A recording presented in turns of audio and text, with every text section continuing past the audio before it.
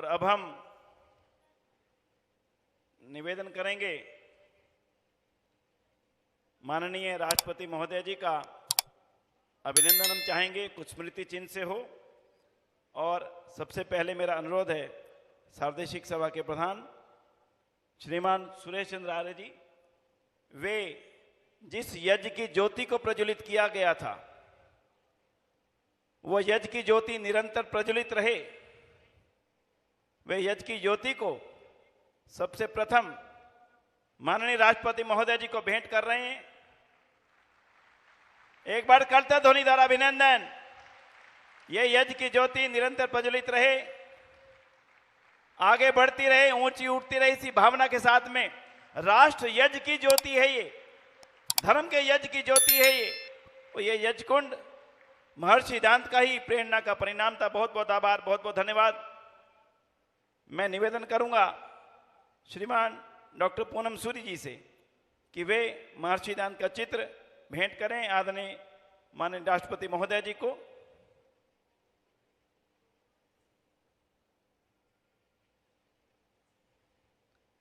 जिस महर्षि सिद्धांत ने यह ज्योति प्रज्वलित की थी, उस ज्योति को आगे बढ़ाने का श्रेय जिस महापुरुष को है, उनको वे महर्षि सिद्धांत का चित्र प्रस्तुत कर रहे हैं। बहुत बहुत आभार, बहुत धन्यवाद। और अब मैं निवेदन करने चला हूं, वेद महर्षि सिद्धांत की पहचान यदि की जाए तो वेद से है। श्रीमान सुरेंद्र कुमार आर्य जी जो कि आयोजन समिति के अध्यक्ष हैं, उनसे मेरा निवेदन रहेगा कि वेद और सत्यार प्रकाश ये दो पहचान है ऋषि दयानंद की, वे दो पहचान को माननीय राष्ट्रपति महोदय जी को भेंट करने जा रहे हैं स्मृति के रूप में। एक बार करताल ध्वनि द्वारा अभिनंदन।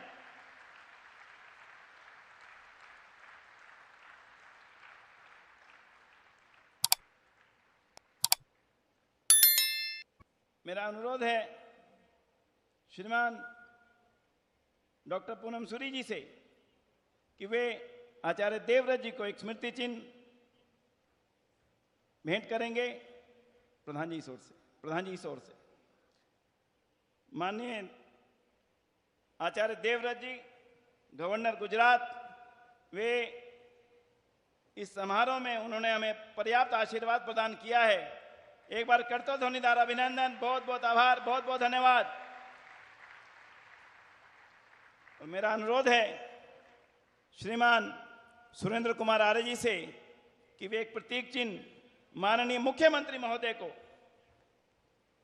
जो इस गुजरात राज्य के मुख्यमंत्री हैं और उनके कंधों पर इस राज्य की छवि को और मजबूत करने की, और ज्यादा ऊंचाई तक ले जाने की जिम्मेदारी है, वे भेंट कर रहे हैं वेद का सेट। बहुत बहुत आभार, बहुत बहुत धन्यवाद। अब मेरा अनुरोध है, जिस ज्ञान ज्योति तीर्थ का मॉडल का अवलोकन किया माननीय राष्ट्रपति महोदय जी ने, आज उसके निर्माण के कार्य की शुरुआत भी इस देश की माननीय राष्ट्रपति महोदय जी के कर कमलों से हो, ऐसा हमने अनुरोध किया था। जिस अनुरोध को उन्होंने स्वीकार किया था, एक बार करता ध्वनि द्वारा उनका अभिनंदन है। ज्ञान ज्योति तीर्थ, उस ज्ञान ज्योति तीर्थ के बनने वाले यहाँ पर जो बहुत सुंदर स्मृति ऋषि दयानंद की तैयार होगी, उसको वे विमोचन करेंगी, उस शिलान्यास करेंगी रिमोट के द्वारा। सब अपने स्थानों पर खड़े होंगे और बहुत अहम क्षण है हम सबके लिए।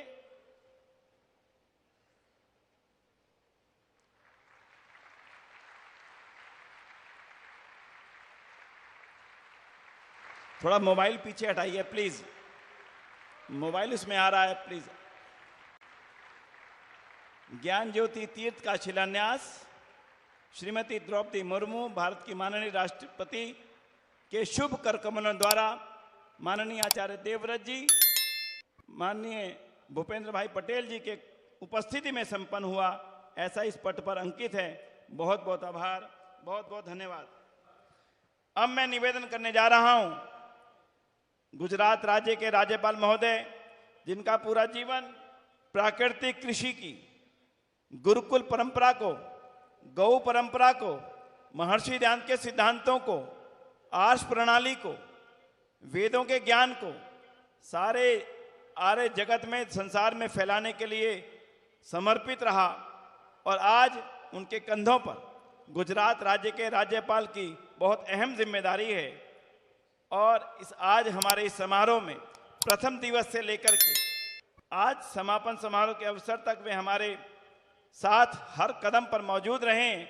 आज हमारा सौभाग्य है कि 200वीं जयंती के शुभ अवसर पर उनका उद्बोधन हम सभी को सुनने को मिलेगा। मैं निवेदन करता हूं माननीय आचार्य देवव्रत जी से कि वे आएं और हम सबको अपने उद्बोधन द्वारा उपकृत करें। आदरणीय डॉक्टर देवव्रत आचार्य जी, राज्यपाल गुजरात।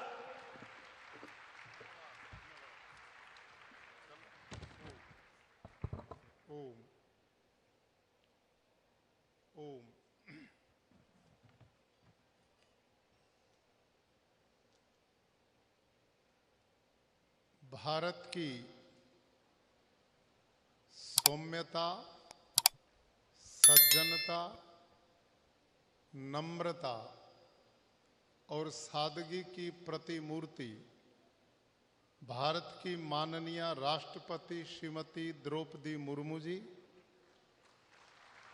और गुजरात के बहुत ही लोकप्रिय एवं धार्मिक विचारों से ओतप्रोत मुख्यमंत्री आदरणीय भूपेंद्र भाई पटेल जी,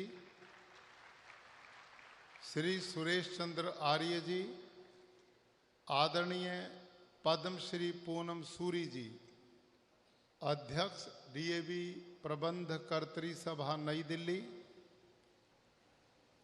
ज्ञान ज्योति महोत्सव समिति के अध्यक्ष आदरणीय श्री सुरेंद्र कुमार आर्य जी, उड़ीसा से पधारे पूज्य स्वामी धर्मानंद सरस्वती जी, मंच पर उपस्थित अन्य गणमान्य महानुभाव, अतिथियों, पूरे भारतवर्ष और विदेश से पधारे हुए सभी आर्य भाइयों और बहनों, आज हम सब लोग भारत की आदरणीय राष्ट्रपति जी के यहाँ पधारने और उनकी गरिमामयी उपस्थिति में सब हृदय से गदगद हैं, सब आह्लादित हैं और उनके सम्मान में सभी आदर भाव से नमन करते हैं।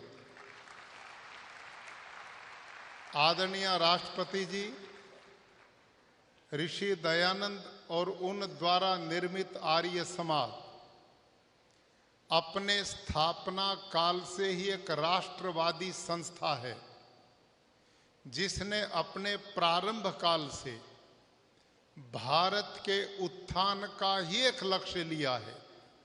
स्वामी दयानंद ने आर्य समाज के 10 नियम लिखे हैं। उनमें छठा नियम है, संसार का उपकार करना आर्य समाज का मुख्य उद्देश्य है। अर्थात शारीरिक, आत्मिक और सामाजिक उन्नति करना।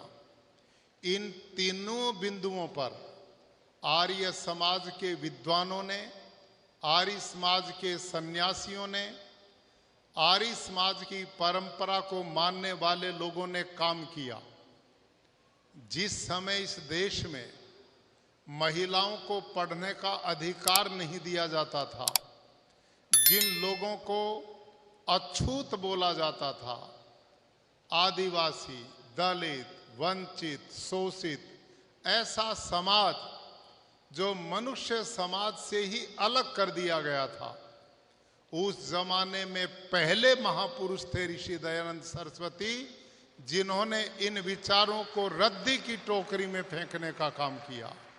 और उन्होंने ये शब्द बोले थे, ध्यान करो, उनका एक दूसरा सिद्धांत आर्य समाज के नियम में जो लिखा, प्रत्येक व्यक्ति को अपनी ही उन्नति में संतुष्ट नहीं रहना चाहिए, किंतु सबकी उन्नति में अपनी उन्नति समझनी चाहिए। ये स्वामी दयानंद का उद्बोध था। सारी मानव जाति को उन्होंने समरसता का पाठ दिया, मनुष्य में भेद दूर किया और इसी के साथ उन्होंने इस देश की आर्थिकी व्यवस्था को समृद्ध करने के लिए गौ कृषि आदि रक्षणी सभा की स्थापना की। मैं वो जानते थे कि अंग्रेज ने, मुगल शासकों ने भारत को निर्धन बना दिया है। उन्होंने उस काल में स्वदेशी का नारा दिया था। उस काल में उन्होंने भारत की आजादी का बिगुल बजाते हुए बहुत बड़ी क्रांतिकारियों की एक सेना का उनके विचारों ने निर्माण किया। 1857 की क्रांति से लेकर भारत की आजादी के काल तक जितने भी क्रांतिकारी आए वो सब स्वामी दयानंद से प्रेरित थे। उन्होंने भारत की आध्यात्मिक चेतना को जगाया, वेदों की संस्कृति की पुनर्स्थापना करने का काम किया, समाज में जो अज्ञान, अंधकार, पाखंड फैला हुआ था उसे दूर किया। हर वो कार्य ऋषि दयानंद ने किया जिससे मेरा देश चहुमुखी विकास करे, भारत पुनः विश्व गुरु के रूप में आए। आज हम सबको प्रसन्नता है। इसलिए प्रसन्नता है क्योंकि आर्य समाज विशुद्ध राष्ट्रवादी संस्था है। हमें गर्व है इस बात का कि इस गुजरात की धरती ने समय समय पर महापुरुषों को जन्म दिया और वर्तमान में एक ऐसे यशस्वी प्रधानमंत्री देश को दिए हैं जिन्होंने भारत की गौरव और गरिमा को दिग दिगंत में पूरे विश्व में पहुंचाने का काम किया। भाई और बहनों, ये छोटा काम नहीं है। रूस और यूक्रेन का युद्ध चल रहा हो, भारत के 20,000 बेटे बेटियां वहां फंसे हों, इस देश की गरिमा और गौरव इतना विश्व में और क्या बढ़ सकता है कि भारत का प्रधानमंत्री दो दुश्मन देश जहां बम बरस रहे हैं, गोले बरस रहे हैं, युद्ध चरम सीमा पे है, लेकिन मेरे देश का प्रधानमंत्री दोनों राष्ट्राध्यक्षों को युद्ध विराम की बात करता है और युद्ध विराम होता है। और भारत के 20,000 बेटा बेटी बाहर ही नहीं आते, उनके साथ पाकिस्तान जैसे लोगों ने भी तिरंगा उठाना पड़ा और भारत में की शरण में आना पड़ा। ये गरिमा और गौरव है। आज भारत चहुमुखी विकास कर रहा है। भारत में स्वामी दयानंद सरस्वती इसकी समृद्धि देखना चाहते थे, इसको उन्नत भारत देखना चाहते थे। आज उसी दिशा में भारत बढ़ रहा है। आप देश के किसी कोने में जाइए, वहां ऐसे चमकते हुए रोड आपको मिलेंगे जो आज अमेरिका के पास भी नहीं है। आज अपने एयरपोर्ट देखेंगे, उनके एयरपोर्ट तो बूढ़े हो गए हैं, हमारे सारे एयरपोर्ट जवान बन रहे हैं। हमारे यहाँ रेल की कनेक्टिविटी को देखिए, वंदे भारत हर 20 दिन में एक नई आ रही है।